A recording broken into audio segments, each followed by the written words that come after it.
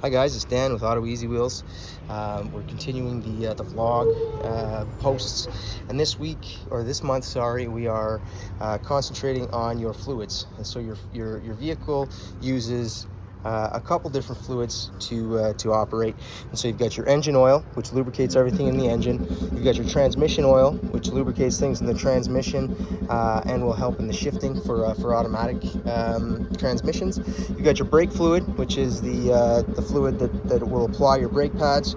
You got your coolant, which is what's going to cool the engine.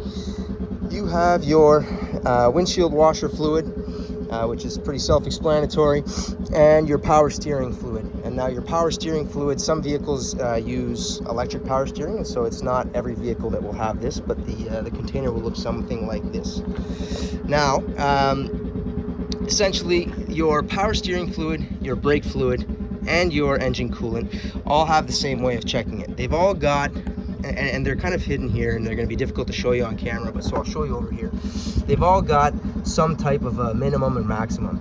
Now in the power steering fluid, it's a little bit different. Here we have a hot line and a cold line, but so you'd be checking it, you know, if you've been running the vehicle, you'd be checking to make sure that it's close to the hot line, and you know, vice versa. If you haven't, you'll be checking to make sure it's in the cold.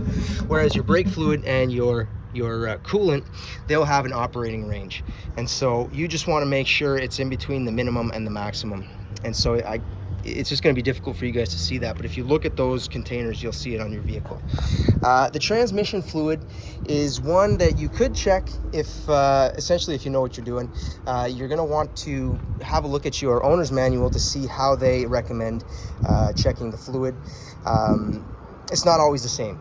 Yeah, some transmissions will want you to check it with the transmission in neutral, some in park, some with the vehicle running.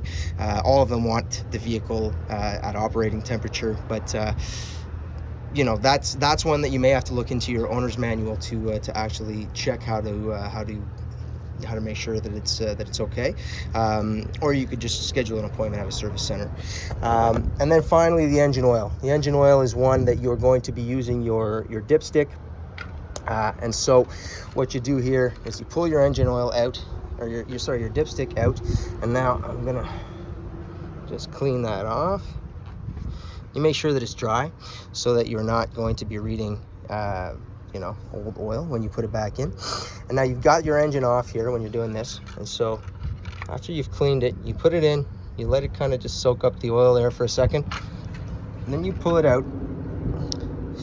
And every dipstick will have kind of like an operating range, and so the operating range is that checkered section.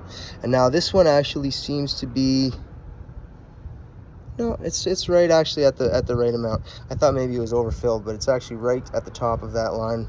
What we're seeing above that is actually just the dipstick that's curving away.